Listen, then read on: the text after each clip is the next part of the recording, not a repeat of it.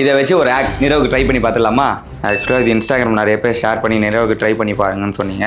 So இது என்னென்னா kinder Joy. First இதில் இருக்கிறத முதல் காலி பண்ணுறோம்.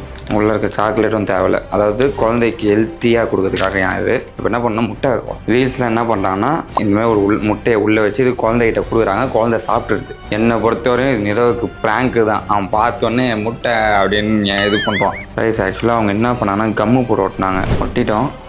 இப்படி வச்சிரும். நிரவை கூப்பிட்டோம். ஓகே, நீ அதில் உட்காரி டாடா ஒரு வீடியோ எடுக்கிறேன். ஓகே, குக்கிங் வீடியோ எடுக்கலாமா? என்னது சாக்லேட் சாப்பிடுறியா? பிப்பா அப்புறம் சாப்பிடுறியா?